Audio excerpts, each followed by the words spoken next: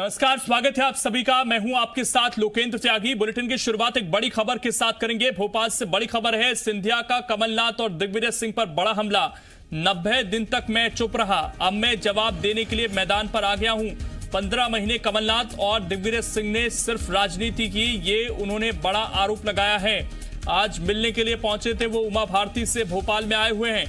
उस दौरान मीडिया से मुखातब हुए तो उन्होंने कहा कि मैं अभी तक चुप था, कोरोना का दौर चल रहा था, 90 दिनों तक मैं इसीलिए चुप था, अब मैं मैदान पर आ गया हूं। 15 महीने के बारे में भी बताऊंगा, इन 90 दिन के बारे में भी बताऊंगा कि कैसे अभी भी कांग्रेस के नेता सियासत कर रहे हैं और एक एक चीज पर मैं बोलूंगा। ये बात ज्योतिरादित्य सिंधिया की तरफ से कही गई है।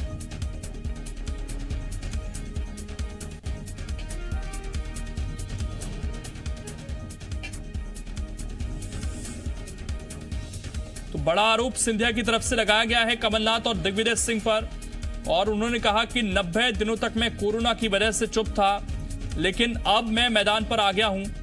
वो तस्वीर भी हम आपको दिखा रहे हैं जब उमा भारती से मिलने के लिए पहुंचे थे सिंधिया, और अकेले नहीं थे, उनके समर्थक जो इस वक्त बीजेपी में शामिल हो चुके हैं, जो मंत्री बन चुके हैं, वो भी वहां पर पहुंचे हुए थे उमा भारती के घर पर ही, जहां ये मुलाकात हुई सिंधिया की। और उस बीच जब मीडिया से मुखातिब हुए तो उन्होंने कहा कि ये लोग अभी तक केवल राजनीति कर रहे हैं और मैं अब आ गया हूं, मैं एक एक चीज पर बोलूंगा। मैं आया था भोपाल की 90 दिन में चुपचाप रहा, क्योंकि पूरे विश्व में और प्रदेश में कोरोना की महामारी का प्रकोप चल रहा था। और 90 दिन आदरणीय कमलनाथ जी और दिग्विजय सिंह जी क्या कर रहे थे? राजनीति की रोटी को सेक रहे थे। एक जनसेवा का कार्य नहीं हुआ। जो 15 महीनों में इन्होंने किया वही कोरोना में भी उन्होंने किया, और आज उनको जवाब देने के लिए मैं मैदान में आ गया हूं। हमारे संवाददाता विवेक पटैया इस वक्त जुड़ गए हैं। विवेक, का आज शिवराज और महाराज दोनों हाट पिपलिया जा रहे हैं, प्रचार भी वहां पर करेंगे, कार्यकर्ताओं से भी बातचीत करेंगे, और जिस तरह की तेवर दिखाई दिए हैं सिंधिया के, लग ऐसा रहा है कि इस प्रचार के दौरान हमलावर रहेंगे कांग्रेस पर, सिंधिया कमलनाथ पर और दिग्विजय सिंह पर। निश्चित तौर पर सिंधिया ने अपने तेवर दिखा दिए हैं, और आज उन्होंने कहा कि 15 महीने जो भ्रष्टाचार की सरकार चलाई है इन्होंने, और 90 दिन वो चुप रहे क्योंकि वो देख रहे थे कि कांग्रेस के नेता क्या कर रहे हैं। लेकिन उन्होंने ये भी आरोप लगाया कि कोरोना काल में कांग्रेस के नेताओं ने कुछ भी नहीं किया, और ऐसी स्थिति में अब जो है वो अब मैदान में आ गए हैं और अब जवाब देंगे। मतलब चुनावी दौर शुरू हो रहा है, ज्योतिरादित्य सिंधिया और शिवराज सिंह चौहान का संयुक्त, वो अब जवाब देने की मुद्रा में है और कांग्रेस को जवाब देने के लिए मैदान में आ गए, ये उनका कहना है। यानी कि विवेक, एक चीज और है कि अब जब तक उपचुनाव हैं, लग रहा है कि उनकी सक्रियता ज्यादा मध्य प्रदेश में ही रहने वाली है, क्योंकि उन्होंने इस पर भी जवाब दिया कि महामारी चल रही थी, इसीलिए मैं 90 दिन चुप था। ज्यादा उनके दौरे भी मध्य प्रदेश में नहीं हो रहे थे, दिल्ली में ही थे वो। अब ऐसा लग रहा है कि ज्यादा समय मध्य प्रदेश में ही बीतेगा उनका। निश्चित तौर पर जो सिंधिया का कहना है कि अब वो सक्रिय हो गए, मैदान में आ गए, इसका मतलब साफ है कि वो अब मध्य प्रदेश में चुनावी दौरे, चुनाव क्षेत्रों में सक्रिय दौरा करते रहेंगे, और आज से उसकी शुरुआत हो रही है। और इसीलिए उन्होंने कहा कि 90 दिन चुप रहने के बाद आज से वो मैदान में आ गए हैं, और खासकर उनके निशाने पर यदि है तो वो कमलनाथ है और दिग्विजय सिंह। इसलिए उन्होंने कहा कि दिग्विजय सिंह ने और कमलनाथ ने कोरोना काल में क्या किया, एक जनसेवा के काम नहीं किया, और अब मैं जवाब देने के लिए 90 दिन जो चुप बैठा था, अब मैं मैदान में आ चुका हूँ और आज से इसकी शुरुआत हो गई है। और एक चीज और है कि आज क्या उसका जवाब देने की भी कोशिश सिंधिया की तरफ से विवेक हुई है, क्योंकि बार बार कांग्रेस के नेता ये आरोप लगाते थे कि कर्जा माफ नहीं हो रहा, किसानों की सुनी नहीं जा रही, क्या अब सिंधिया सड़कों पर उतरेंगे? तो क्या उसका जवाब देने की भी एक कोशिश थी कि मैं मैदान पर हूं और वापसी कर रहा हूं, केवल कोरोना की वजह से चुप था? देखिए, सबसे बड़ी बात है कि ज्योतिरादित्य सिंधिया जो समय कांग्रेस से बीजेपी में आए थे, जब उन्होंने कहा था कि वचन पत्र पूरे नहीं हो रहे हैं, तमाम बातें पूरी नहीं हो रही, इसलिए सड़कों पर उतरेंगे। अब वो बीजेपी में है, अब देखना होगा कि वो कांग्रेस के इन आरोपों का कैसे जवाब देते हैं। आज से उनकी शुरुआत हुई, चुनावी दौरों की शुरुआत हुई है, मध्य प्रदेश में 25 जगह उपचुनाव होने हैं। ऐसी स्थिति में सिंधिया हर स्थान पर जाएंगे, और आज से संयुक्त दौरा है शिवराज सिंह चौहान का सिंधिया का। ठीक, विवेक आपके पास लौटेंगे। नरेंद्र सलूजा जी, कांग्रेस के नेता, इस वक्त हमारे साथ जुड़ गए हैं। नरेंद्र जी, बहुत स्वागत है आपका जी मध्य प्रदेश छत्तीसगढ़ पर। और सर, आप लोग सवाल उठाते थे कि सिंधिया दिल्ली में हैं, चुप हैं। उनका ये कहना है कि कोरोना काल चल रहा था, मैं 90 दिन चुप था, उस दौरान भी कांग्रेस के नेता राजनीति कर रहे थे, कोरोना के समय में भी अपनी जो उनकी एक राजनीति करने की मंशा रहती है वो छोड़ी नहीं। अब सबका जवाब मैं दूंगा। सर, किस तरीके से देखते हैं इस बयान को? बड़ी हास्यास्पद और बचकाना बयान है। 90 दिन का शिवराज जी चुप बैठे थे, 90 दिन क्या वी.डी. शर्मा चुप बैठे थे, 90 दिन क्या नरेंद्र सिंह तोमर चुप बैठे थे, पूरी भाजपा चुप बैठी थी। 90 दिन देश में कौन, क्या नरेंद्र मोदी चुप बैठे थे? और खुद को जनसेवक बताते हैं। क्या कोई जनसेवक 90 दिन चुप बैठ सकता है? आप देखें कि ग्वालियर के अंदर 7-7 लोग जिंदा जल के मर गए। आप देखें कि दमोह के अंदर बच्ची के साथ दुष्कर्म हुआ, जबलपुर में किसान को मार डाला पीट के पुलिस ने, 4-4 किसान लाइनों में लग के खरीदी केंद्र में मर गए, और ये कह रहे मैं 90 दिन चुप था। तो ये कौन सा जनसेवक हुआ? अपने नाम के आगे जनसेवक लिखते हैं, और जनसेवक क्या कोई भी ऐसी घटना होती है या जनता को उनकी जरूरत होती है तो क्या चुप बैठते हैं? क्या कोरोना कॉल में बोलना मना है? कोरोना कॉल के अंदर नियमों का पालन करना मना है, नियमों का पालन करना चाहिए। सोशल डिस्टेंसिंग रखें, हम उसके मास्क लगाएं, लेकिन कोरोना कॉल के अंदर यदि कोई व्यक्ति परेशान हो, प्रदेश की जनता परेशान है, तो हम चुप बैठे। ये कौन सा कोरोना काल है?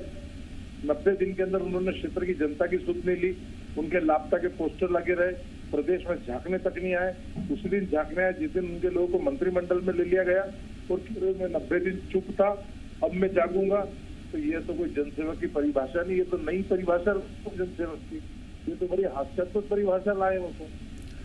एक और चीज उन्होंने कही कि अब वो जवाब देंगे, और 15 महीने का किस तरह से काम होता रहा, कैसे दिग्विजय सिंह कमलनाथ राजनीति करते रहे, उसका भी जवाब देंगे। अभी तक आप लोग सवाल उठा रहे थे, सिंधिया चुप थे, लेकिन अब उनका ये कहना है कि मैं एक एक चीज का जवाब दूंगा।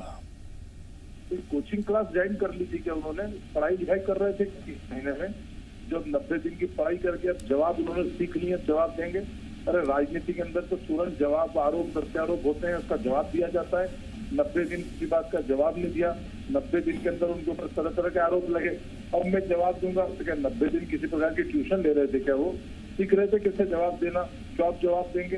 राजनीति के अंदर तो तुरंत जवाब दिया जाता है, तुरंत प्रतिक्रिया दी जाती है। कौन सी बातें कर रहे हैं वो समझ के परे हैं। सर, एक चीज और कि आज से महाराज शिवराज का दौरा भी शुरू हो रहा है, चुनावी दौरा, उसको किस तरीके से आप देखते हैं? आज हाट जीतने जा रहे हैं। दीपक जोशी जी की पिताजी कैलाश जोशी जी की प्रतिमा के अनावरण में आगर मालवा भी जा रहे हैं, जाए, हमें तो कोई फर्क नहीं पड़ता। हमें तो पता है कि जितना सिंधिया जी शिवराज जी के साथ घूमेंगे, उतना ही जो बिकाऊ का झगड़ा है वो सामने आएगा, उतना ही असंतोष सामने आएगा। क्योंकि कई जिम्मेदारों का हक मारा गया मंत्रिमंडल में, कई लोग आज भी परेशान है, दुखी हैं। अपनी पार्टी की दशा को देख के, चाहे पारू साहू हो, अजय विश्नोई हो, हम लगातार जयभान पवैया उनके ट्वीट देख रहे हैं। तो जितना सिंधिया घूमेंगे कांग्रेस को तो फायदा ही होगा। ठीक, नरेंद्र जी, मैं आपको रोकूंगा। हमारे साथ लोकेंद्र पराशर जी जुड़ गए हैं, आप भी बने रहिएगा। सर, मीडिया कोऑर्डिनेटर हैं बीजेपी के, बहुत स्वागत है आपका जी मध्य प्रदेश छत्तीसगढ़ पर लोकेंद्र जी।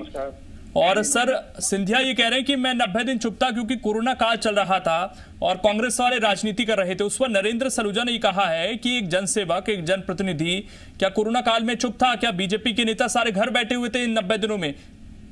देखिए, 90 दिनों तक जो कोरोना काल था उसमें केवल भारतीय जनता पार्टी काम कर रही थी और कांग्रेस के लोग बोल रहे थे, कांग्रेस के लोग चिट्ठियां लिख रहे थे, ट्विटर कर रहे थे, केवल जो है पैनिक कर रहे थे मध्य प्रदेश में। बाकी भारतीय जनता पार्टी का एक एक कार्यकर्ता 5 करोड़ लोगों तक हम मध्य प्रदेश में पहुंचे हैं। तो वही सवाल उठाया लोकेंद्र जी, वही सवाल नरेंद्र सलूजा ने उठाया है कि आप लोग अगर काम कर रहे थे, क्या शिवराज सिंह चौहान अगर काम कर रहे थे तो सिंधिया चुप क्यों थे 90 दिनों तक? क्या कोई पढ़ाई लिखाई कर रहे थे जवाब देने के लिए? ये सवाल उन्होंने उठाया क्योंकि सिंधिया आज ये कह रहे हैं कि मैं 90 दिन तक केवल इसलिए चुप था, कोरोना काल चल रहा था, बाकी सब लोग राजनीति कर रहे थे, अगर वो सक्रिय थे तो। सिंधिया जी चुप थे, यानी बोल नहीं रहे थे, काम तो कर रहे थे। सिंधिया जी के द्वारा 5.5 लाख लोगों तक राशन पहुंचाया गया सिंधिया फाउंडेशन के द्वारा। शायद नरेंद्र जी की जानकारी में होगा, लेकिन राजनीतिक व्यवस्था जानकारी जी की नहीं बोल सकते। लेकिन सुनिए, एक मिनट नरेंद्र जी सुन लेते हैं, उसके बाद मैं मौका दूंगा सर आपको बोलने का। लोकेंद्र जी बोलिए। 5 लाख लोगों तक सिंधिया फाउंडेशन ने राशन पहुंचाया, नरेंद्र जी की जानकारी में है, लेकिन उनकी राजनीतिक व्यवस्था है, नहीं बोल सकते। कोरोना में हमने काम किया और कांग्रेस के लोगों ने घटिया राजनीति की, पत्र लिखना, पैनिक क्रिएट करना, ट्विटर पर ऊटपटांग बातें लिखना। जिस स्तर पर कांग्रेस आज लिखने का काम कर रही है सोशल मीडिया पर, उस पर आप देखिए क्या हो रहा है। कुल मिला के हमें अपनी जनता को बचाना, और सिंधिया जी सही कह रहे हैं, चुप था। सिंधिया जी पहले बोले थे तब इन्होंने कहा था आ जाओ सड़क पर, तो सड़क पर सिंधिया जी गए तो सड़क पूरी सरकार सड़क पे आ गई कमलनाथ जी की। कमलनाथ जी की सरकार ने जो पाप किए हैं मध्य प्रदेश में उसका प्रायश्चित तो इनको करना ही पड़ेगा। ठीक, लेकिन लोकेंद्र जी आप वो कह रहे हैं मैं मैदान में आऊंगा, क्या आप कोरोना का काल खत्म हो गया है? और ऐसा तो नहीं कि पहले सड़क पर आए थे तो आप ये कह रहे हैं कि सरकार सड़क पर आ गई, अब की सरकार मैदान पर तो नहीं आ जाएगी? के लिए तो कमलनाथ जी ने उनको आमंत्रित किया था कि आप सड़क पर उतर जाओ, तो सड़क पर उन्होंने सरकार को ला दिया। अब वो मैदान में आ रहे हैं तो मैदान में निश्चित तौर पर जब पहलवान उतरेंगे तो पराजय कमलनाथ जी की निश्चित है। तो अब क्या कोरोना खत्म हो गया सर? क्या कोरोना खत्म हो गया अब? देखिए कोरोना के साथ अब जीना है ये तो तय है पूरी दुनिया में, ये कोई राजनीति का विषय नहीं है। ठीक, कोरोना के कारण अब जीवन रुकने वाला नहीं है। कोरोना के प्रति जो सावधानियां है वो रखते हुए। ठीक, जवाब ले लेते हैं। नरेंद्र जी जवाब दीजिए सर। ये कह रहे हैं कि सिंधिया फाउंडेशन का राशन बांटा, इनकी जानकारी के लिए बता दो, हमारे पास प्रमाण है। रिलायंस फाउंडेशन का राशन नाम बदल कर बांटा गया, जिसके हमारे पास प्रमाण है, हमने वीडियो भी जारी करे। किस प्रकार से नाम बदल कर राशन बांटा गया, तो पहले तो लोकेश जी अपनी जानकारी दुरुस्त कर लें। दूसरी बात, लोकेश जी खुद कह रहे हैं कि पूरी भाजपा मैदान में रही कोरोना काल में, तो फिर क्या कारण है कि सिंधिया जी को मैदान में आने में डर लगता रहा, कोरोना काल से डर सताता रहा, और वो कह रहे हैं कि मैं तो 90 दिन चुप रहा कि कोरोना काल चल रहा था, लोग राजनीति करते रहे। इसका मतलब वो तो भाजपा को कोस रहे हैं कि भाजपा भी कोरोना काल में राजनीति करती रही और मैं तो चुप रहा, अब मैं बोलूंगा। तो मतलब वो तो अपनी पार्टी को, भाजपा की नीतियों को कोस रहे हैं कि भाजपा की राजनीति कोरोना काल। क्या इंटरप्रिटेशन नरेंद्र जी, जोरदार। तो सिंधिया जी ऐसा बोल रहे हैं, लोकेश जी मैं नहीं कह रहा हूँ। सिंधिया जी कह रहे हैं कि कोरोना काल में सब राजनीति करते रहे, मैं चुप रहा हूँ, अब कोरोना काल खत्म हो गया, अब मैं बोलूंगा। तो इसका मतलब सिंह जी क्या कर रहे थे, कमलनाथ क्या कर रहे थे, आपको अच्छी तरह पता है। आपकी भी अंतरात्मा जानती है कि कांग्रेस ने कैसा पास किया है मध्य प्रदेश में, किस प्रकार से व्यवस्थाओं को तोड़ने मरोड़ने का, जनता को उत्पीड़ित करने का प्रयास किया आप लोगों ने। कौन नहीं जानता? 1 लीटर पानी आपने किसी को पिलाया क्या पूरे मध्य प्रदेश में? भारतीय जनता पार्टी कार्यकर्ता ने जूते चप्पल तक पहनाए सड़क पर लोगों जाने वालों को, दूसरे राज्यों के लोगों को भी उन राज्यों की सीमा तक पहुंचाया। आपकी सरकार होती तो कोहराम मच जाता, करोड़ों लोग मारे जाते। एक बैठक नहीं की कमलनाथ जी ने कोरोना के लिए, एक बैठक। नाच गाने की तैयारी कर रहे थे इस मध्य प्रदेश में जब कोरोना फैल रहा था। लेकिन लोकेंद्र जी एक सवाल ये है कि उनकी मध्य प्रदेश में सक्रियता बेशक कम थी, लेकिन दिल्ली में लगातार मुलाकात चल रही थी उनके नेताओं से। ऐसा तो नहीं कि अभी 90 दिन इसलिए भी चुप रहे क्योंकि बीजेपी के साथ समन्वय बिठा रहे थे, चीजें फिट कर रहे थे अपने हिसाब से। उनको आप तो जानते हो, वो कोरोना संक्रमित हुए थे, कोविड उनको हुआ था। ठीक है वो सर वो बात अलग है सर, वो अभी पिछला 1 महीना हटा देते हैं हम। ठीक, लेकिन पिछले 2 महीने में, उससे पहले काफी मुलाकातें की उन्होंने दिल्ली में। देखिए ऐसा नहीं, चुप रहना और काम करना दोनों में अंतर है। कांग्रेस केवल बोल रही थी, सिंधिया जी काम कर रहे थे। और ये रिलायंस फाउंडेशन का जो आरोप लगा रहे हैं, मैं नरेंद्र जी से पूछना चाहता हूँ कि Congress food product private limited कोई कंपनी है क्या?